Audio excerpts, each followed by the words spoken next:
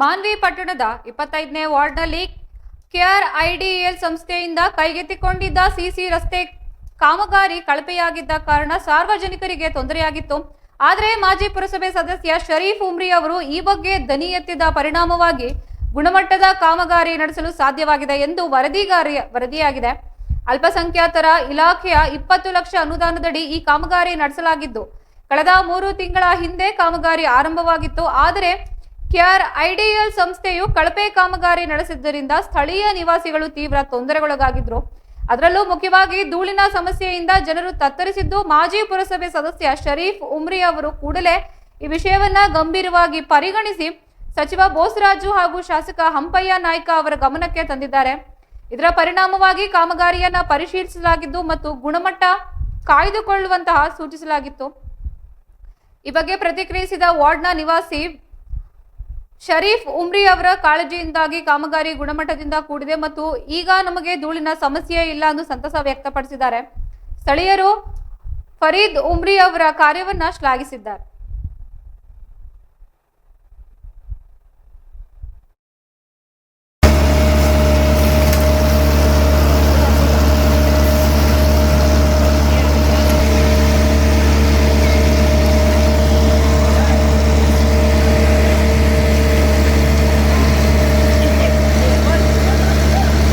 ರಹಮತುಲ್ಲಾಹಿ ಬರ್ಕಾತು. ಆತ್ಮೀಯರೇ, ನಿಮಗೆಲ್ಲ ತಿಳಿದಿರುವಂತೆ ಮಾನ್ವಿಯ ವಾರ್ಡ್ ನಂಬರ್ 25 ಚಿರಾಗಲಿ ಕಾಲೋನಿಯಲ್ಲಿ ಬರ್ತಕ್ಕಂಥ ಈ ಒಂದು ರಹಮತುಲ್ಲಾಹಿ ಬರ್ಕಾತು.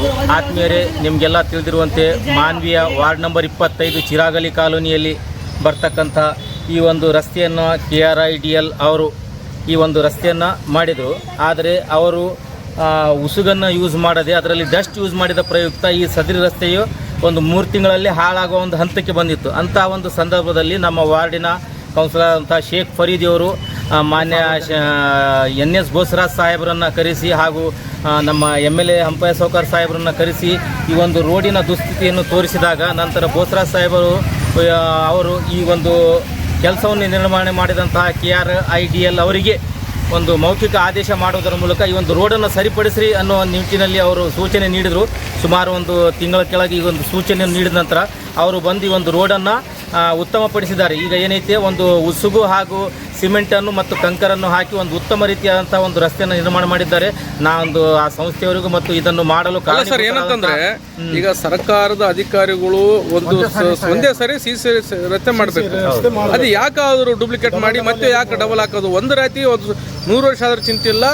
ಆ ಸಿಸಿ ರಸ್ತೆ ಗುಣಮಟ್ಟದಲ್ಲಿ ಇರಬೇಕು. ಈ ಪದೇ ಹಾಕೋದ್ರಿಂದ ಡಸ್ಟಿಂದ ಹಾಕೋದ್ರಿಂದ ಅವ್ರಿಗೆ ಏನು ಉಪಯೋಗ? ಸಾರ್ವಜನಿಕರ ದುಡ್ಡು ಈ ರೀತಿ ಪೋಲ್ ಮಾಡಿದ್ರೆ ಹೆಂಗ? ಅಂದರೆ ಅಭಿವೃದ್ಧಿ ಆಗೋದು ಹೇಗೆ ಮೈನಾರಿಟಿ ಏರಿಯಾಗಳು? ಆ ಒಂದು ನಿಟ್ಟಿನಲ್ಲಿ ನಾವು ಅದನ್ನೇ ಕರೆಸಿ ಅವ್ರಿಗೆ ತೋರಿಸಿದ್ವಿ. ನೋಡಿ ಸರ್, ಈ ಮೈನಾರಿಟಿ ಒಂದು ಫಂಡ್ನಲ್ಲಿ ಇದ್ದಂಥ ಕೆಲಸ ನಿರ್ವಹಣೆ ಮಾಡಬೇಕಾದ್ರೆ ಅವ್ರು KRIDEL ಅವರು ಈ ರೀತಿಯಾದಂಥ ಒಂದು ಇದು ಕಾಮಗಾರಿಯನ್ನು ಮಾಡಿದ್ದಾರೆ ಅಂತೇಳಿ ನಾವು ಬೋಸರಾಜ್ ಸಾಹೇಬರು ಸಚಿವರ ಗಮನಕ್ಕೆ ತಂದಾಗ ಅವರು ಬಂದು ಅವ್ರ ನಮ್ಮ ಎದುರುಗಡೆನೇ ಅವ್ರನ್ನೆಲ್ಲ ಬೈದರು. ಈ ರೀತಿಯಾದಂಥ ಇದು ನೀವು ಕಾಮಗಾರಿ ನಿರ್ವಹಣೆ ಮಾಡಬಾರ್ದು, ಇದರಲ್ಲಿ ನೀವು ಉಸುಗು ಕರೆಕ್ಟಾಗಿ ಯೂಸ್ ಮಾಡಿದರೆ ರೋಡ್ ಸರಿ ಆಗ್ತಿತ್ತು. ಅದಕ್ಕಾಗಿ ಮತ್ತೊಂದು ಸರ್ತಿ ಇದನ್ನು ಸರಿಪಡಿಸಿ ರೋಡ್ ಏನೈತೆ ಸಾರ್ವಜನಿಕರಿಗೆ ಉತ್ತಮವಾದಂಥ ಒಂದು ರೀತಿಯಲ್ಲಿ ರೋಡ್ ನಿರ್ವಹಣೆಗೆ ಬರಬೇಕು. ಅದು ನೀವು ಆ ರೀತಿಯಾಗಿ ನಿರ್ವಹಣೆ ಮಾಡಿ ಕಾಮಗಾರಿಯನ್ನು ಮುಗಿಸಿಕೊಡ್ರಿ ಅಂದ ತಕ್ಷಣ ಅವರೊಂದು ಮಾತಿಗೆ ಬೆಲೆ ಕೊಟ್ಟು ಇವರೆಲ್ಲರ ಕೆಲಸ ಮಾಡಿ ಕೊಟ್ಟಾರ. ಗುತ್ತಿಗೆ ಪಡೆದಿರುವಂತಹ ಗುತ್ತಿಗೆದಾರರು ಸರಿಯಾದ ರೀತಿಯಲ್ಲಿ ಸಿಸಿ ರೋಡ್ ಮಾಡದೇ ಇದ್ದ ಕಾರಣ, ವಿಶೇಷವಾಗಿ ಹೇಳಬೇಕಾದ್ರೆ ಅದರಲ್ಲಿ ಅವರು ಉಸುಗು ಮತ್ತು ಕಂಕರು ಮತ್ತು ಸಿಮೆಂಟ್ ಆಗಬೇಕಿತ್ತು. ಆದರೆ ಅವಾಗ ಅವರು ಉಸುಗು ಅಭಾವ ಇದೆ ಅಂತೇಳಿ ಡಸ್ಟ್ ಪೌಡರ್ ಹಾಕಿದ್ದರು.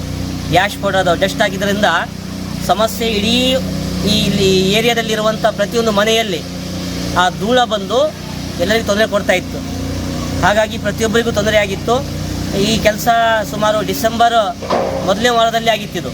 ಡಿಸೆಂಬರ್ನ ಮೊದಲನೇ ವಾರದಲ್ಲಿ ಇದಾದ ನಂತರ ನಾವು ಎಚ್ಚೆತ್ತುಕೊಂಡು ನಾನು ಮತ್ತು ನಮ್ಮ ವಾರ್ಡಿನ ಕೆಲ ಹಿರಿಯ ಬಾಬುಲ್ ಇದ್ದಾರೆ, ಮತ್ತು ಅಬ್ಬಾಸ್ ಇದ್ದಾರೆ, ಮತ್ತು ಶುಕೂರ್ ಇದ್ದಾರೆ, ಮತ್ತು ಜೀನಿಯಸ್ ಕಂಪ್ಯೂಟರ್ ಮೊಹಮ್ಮದ್ ಅಲಿ ಮತ್ತು ಮೊಹಮ್ಮದ್ ಇದ್ದಾರೆ, ಫೇಮಸ್ ಮೌಲವಿ ಸಾಹೇಬ್ ಇದ್ದಾರೆ, ಇರ್ಫಾನ್ ಅವರಿದ್ದಾರೆ, ಸಲೀಮ್ ಅವರಿದ್ದಾರೆ.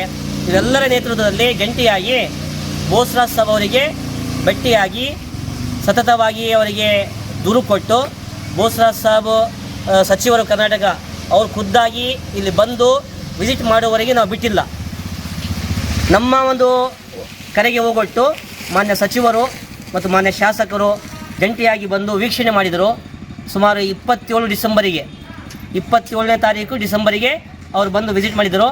ಆ ಲ್ಯಾಂಡ್ ಆರ್ಮಿಯ ಡಿಪಾರ್ಟ್ಮೆಂಟಿನ ಇಂಜಿನಿಯರ್ಗಳಿಗೆ ಮತ್ತು ಅಭಿಯಂತರಗಳಿಗೆ ತರಾಟೆಗೆ ತೆಗೆದುಕೊಂಡು ಮತ್ತೊಮ್ಮೆ ಇದರ ಮೇಲೆ ಒಂದು ಕೋರ್ಟ್ ಆಗಬೇಕು ಅಂತ ಆದೇಶ ಮಾಡಿದರು.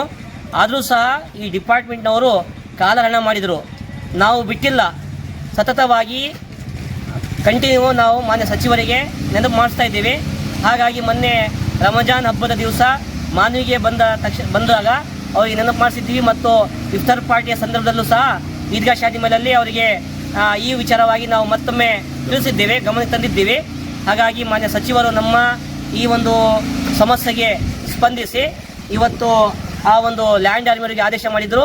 ಹಾಗಾಗಿ ಆ ಗುತ್ತಿಗೆ ಪಡೆದಿರುವಂತಹ ಲ್ಯಾಂಡ್ ಆರ್ಮಿ ಡಿಪಾರ್ಟ್ಮೆಂಟ್ ಅವರು ಈಗ ಬಂದು ಮತ್ತೊಮ್ಮೆ ಅಲ್ಲಿಂದ ಸಿಮೆಂಟು ಮತ್ತು ಉಸುಗು ಮತ್ತು ಕಂಕರ್ ಮೂಲಕ ಈ ಇನ್ನೊಂದು ಕೋಟೆ ಅದರ ಮೇಲೆ ಹಾಕ್ಕೊಂತ ಬರ್ತಾ ಇದ್ದಾರೆ. ಹಾಗಾಗಿ ಈ ಭಾಗದ ಜನರಿಗೆ ಆ ಧೂಳಿನ ಒಂದು ಸಮಸ್ಯೆ ಇತ್ತಲ್ಲ ಅದು ಹೋಗಲಾಡಿಸಲಾಯಿತು. ಒಟ್ಟಾರೆಯಾಗಿ ನಮಗೆ ಯಾವುದೇ ವಿಷಯವಾಗಿ ಹೇಳಬೇಕಾದ್ರೆ ವಾರ್ಡಿನ ಜನರು ಎಲ್ಲ ಸೇರಿ ಒಗ್ಗಟ್ಟಾಗಿದ್ದರೆ ನಮ್ಮ ಸಮಸ್ಯೆಗಳನ್ನು ನಾವು ಬಗೆಹರಿಸಬಹುದು ಅನ್ನುವಂಥದ್ದು ಒಂದು ಅನುಭವ ನಮಗಾಗಿದೆ ಅಂತ ನಾನು ಹೇಳಲಿಕ್ಕೆ ಇಷ್ಟಪಡ್ತಾ ಇದ್ದೀನಿ. ಧನ್ಯವಾದ.